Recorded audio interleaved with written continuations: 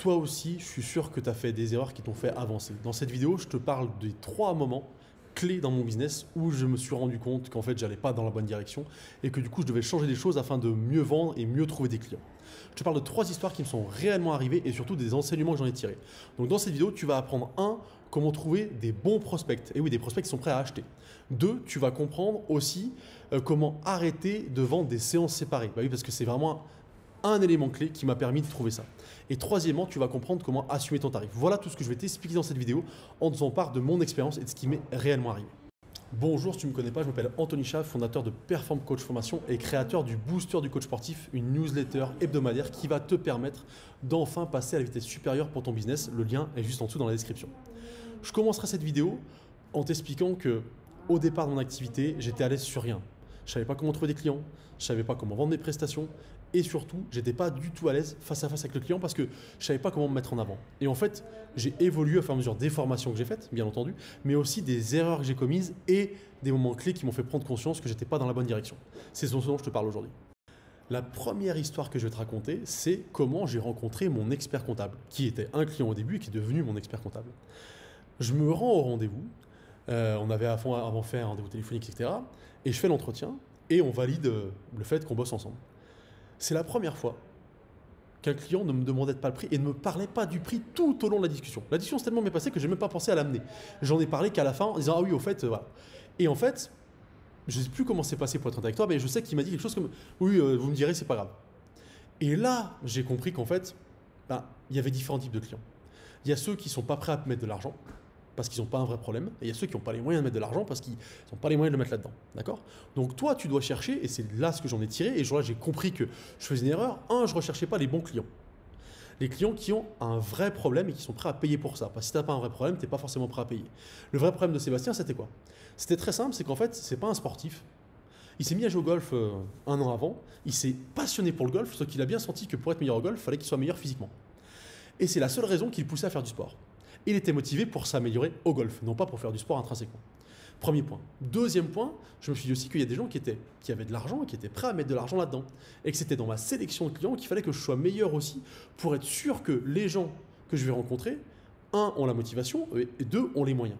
Et ça a complètement changé ma vision des choses. C'est pour ça que j'ai créé un mode de communication et de tri dans ton chemin qui te permet d'avoir des bons prospects et des meilleurs prospects, mais surtout d'être capable d'avoir des offres qui s'adaptent aux gens qui sont en face de toi pour être capable de répondre au portefeuille qu'ils ont et à ce qu'ils ont financièrement et d'arrêter de faire une seule offre.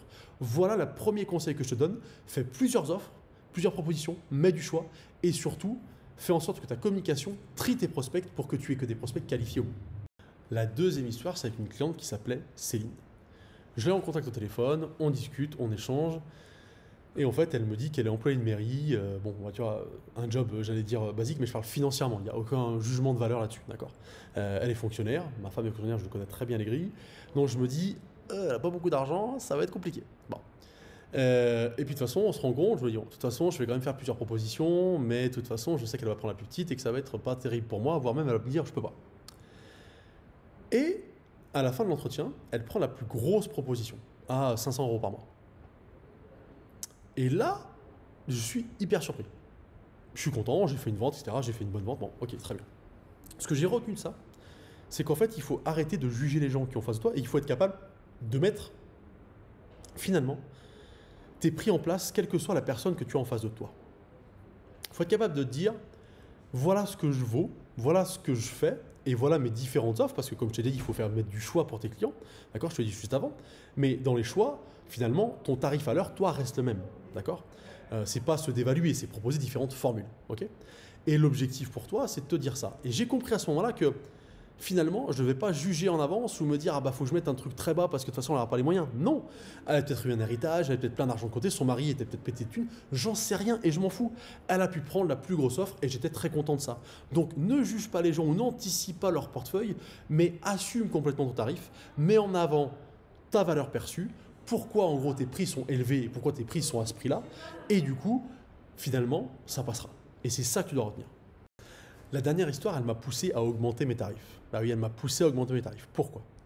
Parce que j'avais rendez-vous avec quelqu'un que je ne connaissais pas directement, mais j'avais croisé une fois On avait une connaissance commune. Cette connaissance commune avait fait en sorte que cette personne-là m'appelle pour prendre des cours. Bon.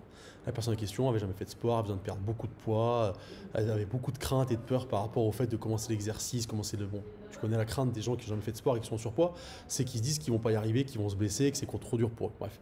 Donc il y avait quand même pas mal de crainte et de peur en eux. Ce que je savais aussi, c'est que cette personne-là avait vraiment beaucoup d'argent et que c'était pas une question de moyens. Et moi, à l'époque, qu'est-ce que j'ai fait? Je me suis dit, bah, c'est quelqu'un qui vient, qui m'est un peu recommandé quand même, mais dans l'autre sens aussi, c'est-à-dire qu'on lui avait dit, bah vas-y, va chez lui, il est bien. Et elle a plein d'argent. J'ai augmenté mes tarifs. C'est passé sans aucun problème.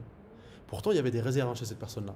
Elle avait peur, elle avait des craintes et tout ça. Et ce que je me suis rendu compte, c'est que comme on m'avait dit, vas-y, elle a de l'argent, il n'y a pas de problème, et puis de toute façon, ça va le faire parce qu'il cherche et qu'il a besoin, bah, j'étais tellement sûr de moi que j'ai été hyper bon. Mais hyper bon dans la sérénité de la réponse. Je sais pas le genre de coach qui cherche à signer son client, qui lui dit non, mais allez-y, machin. Tu vois, j'étais serein et j'ai bien vendu. Pourquoi j'ai bien vendu? Parce que j'étais sûr de faire le coup. Et je me suis dit, c'est stupide. Et tu sais que tu vendras toujours mieux quand tu n'es pas sous pression, que tu n'as pas nécessité à signer quelqu'un et que finalement, tu es détendu et que tu assumes ton prix complètement, quel que soit le niveau du prix. Et que surtout, tu sais pourquoi tu fais l'offre toi et tu sais ce que ça vaut. Et ça change beaucoup de choses. Donc je te le dis, pars toujours du principe que la personne en face de toi a les moyens et qu'elle va accepter. Et si tu pars de ce principe-là, tu vendras 10 fois plus parce que tu vas transpirer une sérénité qui va amener de la confiance à ton client. D'accord? Et qui va amener le fait que tu vas lui montrer par ton attitude que c'est la bonne solution, le bon choix et qu'il est au bon endroit. Et que tu assumes complètement ton tarif parce que ce que tu fais est génial, entre guillemets. Voilà ce dont je voulais te parler aujourd'hui et c'est vraiment important que tu le retiennes. J'espère que ces 3 histoires vont te servir et qu'elles vont te permettre de gagner du temps sur les 3 éléments que nous avons vus ensemble. D'accord? Si tu veux être capable d'encore gagner du temps dans ta vie de coach sportif, dans ton business, d'avancer plus vite et d'aller arriver plus vite à un moment rentable où tu vas pouvoir avoir du temps et aussi gagner de l'argent avec peu de clients, je t'invite à regarder dans la description en dessous. Je t'ai mis le lien du booster du coach sportif. Tu découvriras cette newsletter hebdomadaire qui va te permettre de passer un cap dans ton business avec toutes les semaines des éléments précis sur ton business et comment vendre à des prix supérieurs, mais surtout comment trouver des bons clients et surtout devenir libre dans ton métier parce que c'est pour ça que tu es devenu coach sportif. Bonne journée, à bientôt.